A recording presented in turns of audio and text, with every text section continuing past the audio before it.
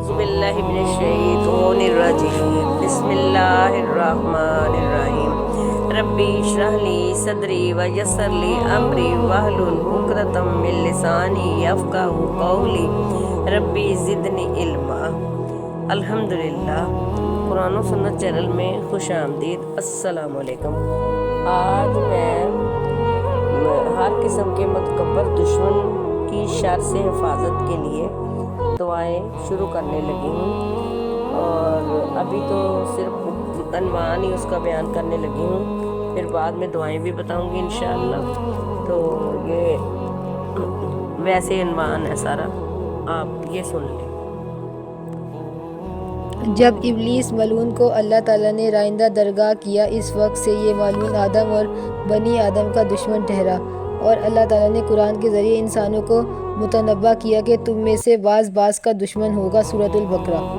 تو اس وقت سے اس ابلیس ملعون کی دشمنی آرام دہ اور اولاد آدم کے ساتھ چلی گئی۔ دشمن خود ابلیس شیطان کی صورت میں ہے، جو قدم قدم پر انسان کو نقصان پہنچانے اور تکلیف دینے اور طرح طرح کے گناہوں اور جرائم میں ملوث کر کے ابدی جہنمی بنانے کے در پہ رہتا ہے، اور کہیں کفر و اسلام کی صورت میں اس کی دشمنی ظاہر ہوتی ہے، جو کہ شیطانی دشمنی سے کم نہیں۔ اور کبھی یہ ملعون بھائی کو بھائی اور مسلمان کو مسلمان کا دشمن بنا کر اپنا وار کرتا ہے۔ گویا کہ دنیا میں موجود تمام دشمنیاں شیطان ملعون کی طرف سے ہے، جو کہ انسان کا کھلا دشمن ہے۔ تو نبی صلی اللہ علیہ وسلم نے ان تمام اقسام کے دشمنوں کے شر اور طاقت سے محفوظ رہنے کے لیے مسلمانوں کو اذکار و دعائیں بتلائی ہیں، اور ان دعاؤں کو اگر التزام کے ساتھ پڑھتے رہے اور اللہ تعالیٰ سے ان کے شر سے پناہ مانگتے رہیں تو بڑے سے بڑا دشمن بھی ہمارا بال بیکا نہیں کر سکتا۔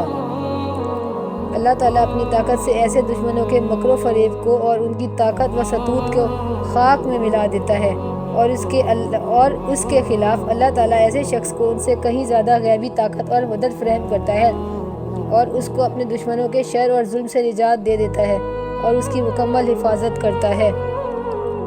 مندرجہ ذیل دعاؤں کی معانی پر غور کریں تو آپ کو معلوم ہوگا کہ ان میں اللہ تعالیٰ کی کتنی طاقت اور کبریائی کا ذکر ہے، اور جن لوگوں نے ان دعاؤں کو التزام کے ساتھ پڑھا تو ان کو اپنے دشمنوں کے مقابلے میں کسی طاقت اور مدد ملی۔